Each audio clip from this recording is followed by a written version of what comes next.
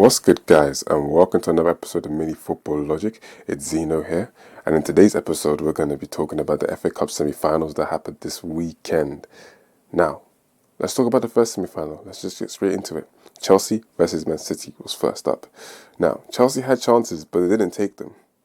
Nicholas Jackson is the main culprit, missing three big chances when the game was still 0-0. Chelsea played some really good stuff and had the better of the play in the first half, with the team making inroads on the left flank in particular, where Jackson's first chance came. Kyle Walker was definitely struggling on that side. Nonetheless, Man City looked like a team that was still feeling the mental and physical effects of a 120-minute battle early in the week. It looked like they were still going through the motions, still processing the heartbreak of a penalty shootout loss to a team they dominated. But in the second half, they willed themselves back into the game. Even though the likes of De Bruyne, Rodri and Foden looked way off, they found a way to eventually grow into the game. And even though Chelsea did have that double chance of Jackson where he fluffed them one-on-one finish, running it too close to Ortega, and then the following header was also too close to City's backup keeper, Man City were able to find a way, with De Bruyne being sent through and driving across that Petrovic stuck a leg at. That deflection set it in the path of Bernardo Silva, and he dutifully dispatched home. Ultimately, Chelsea probably would have done with some changes early in the match as City grew into the game, but Pochettino sat on his hands until the 79th minute. Cole Palmer, even though he had his moments, didn't look like adding goal number 26 this season, and unfortunately the Gallagher left wing experiment was ineffective, as he isn't a winger in any sense of the word. Now, of course, he was obviously brought in for the defensive stability, and even you can say offensive stability because ball retention. He's a natural central midfielder, so naturally he's going to always prioritise keeping the ball. But in hindsight, he isn't a winger in any sense of the word. And based on the way the game materialised and panned out, they needed someone, Chelsea, that could stretch City's defence alongside Jackson and Madueke, especially with the underwhelming performances that they had put in. Also, in that second half, it almost looked like they lost energy the more the game went on, as City obviously improved their ball retention and were thus able to maintain pressure for longer periods.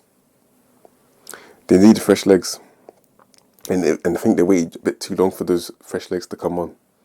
City, however, will take that result and enter a final where there will be favourites regardless if it's Manchester United or Coventry that make it through. Haaland not playing was a big call, but Alvarez did not look that dangerous. But would have Haaland done better? Probably not in his current form, but we don't know for sure. Ultimately, a win for Chelsea was coached, but Jackson's finishing cost them, and therefore City had to punish them because they're that good. It's as simple as that. Nonetheless, we'll see who Pets Blues face in the final. Will it be the fellow Sky Blues, or will it be the red side of Manchester? Well, obviously now we know. And they're going to be facing Manchester United. Now, of course, on paper, looking at the two semi-finals, those are probably the two teams that we probably expected to see in the final. But boy, oh boy, oh boy. If we thought the first semi-final didn't go quite the way we all expected, the second one definitely did not.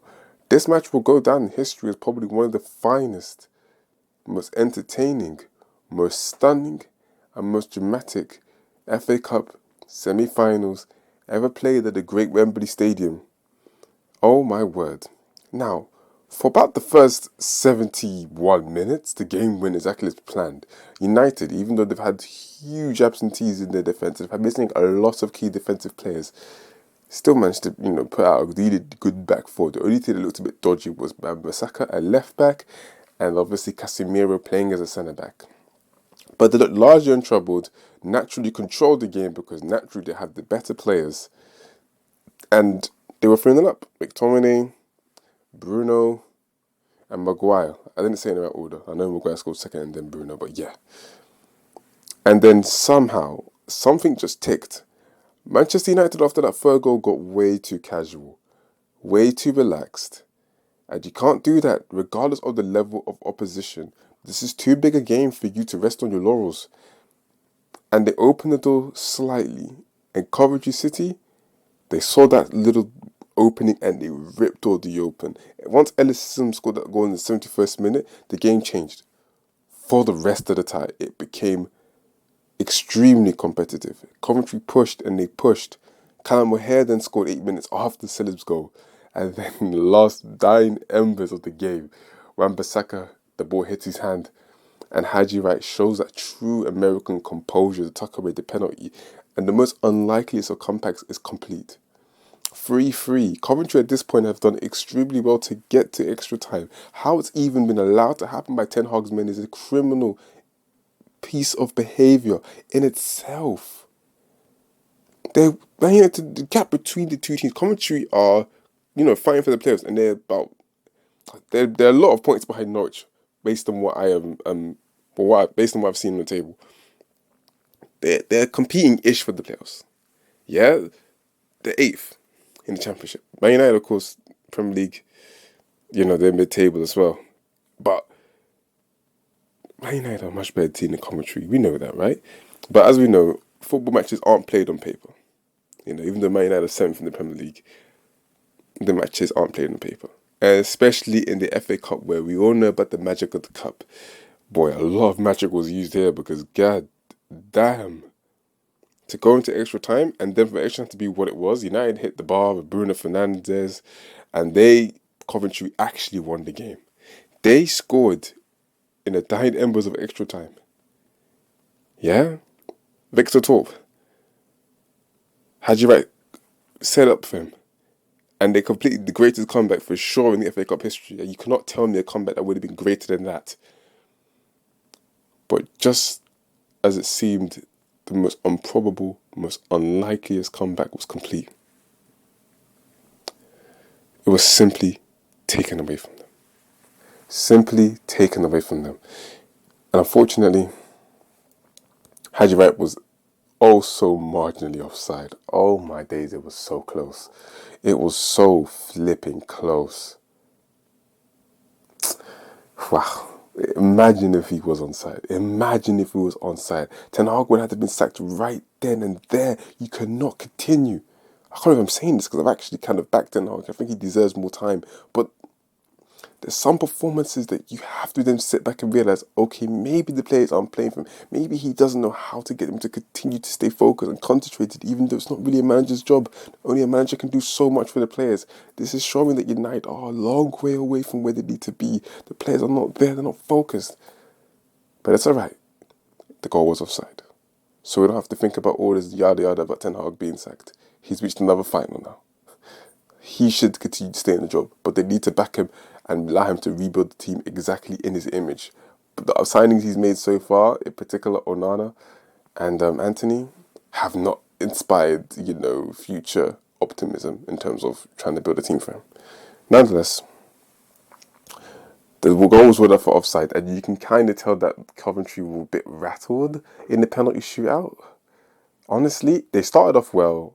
The first penalty got saved from Casemiro. It was way too casual. It was Bernardo Silva-esque, I was meant to say. And, but then United pretty much scored all the penalties from there. Coventry did score the opening 2, but then missed the rest. Yeah, which is very unfortunate and it's very heartbreaking. But boy, they gave us a game to savour and to enjoy, and they will definitely leave with so much pride, and they should inject this into the Championship playoff campaign because they have clearly proven that they're more than capable of playing in the top league. They definitely have what it takes. They definitely have the minerals because wow, what a performance. Absolutely sensational. United definitely need to look at themselves in the mirror because boy, if they turn up like that, those last 30 or so minutes, if they turn up like that against City in the final, doesn't even matter what level City's at, they'll get beat. But obviously it's a cup final, so surely they're not going to play like that, right? It's against an opposition that's clearly better than them, so that's not going to happen, right? Oh, Man United. I've been saying this the last few episodes. They're one jammy side, and they really got away with one here. Really, really got away with one here. This could have been extremely disastrous if they lost this game. In fact, it's still pretty disastrous that it got taken to penalties from 3-0 up in the 71st minute. But they made it through, and that's all that counts. They're in the final. Somehow they can erase this memory if they win in the final. That's the magic of football. So we'll see if they can do that. So here we have it. Man City versus Man United. FA Cup final. May 25th. I'm going to end it here. Thank you all for listening. Be sure to subscribe if you haven't already. And I'll catch you in the next episode. Mini Laje.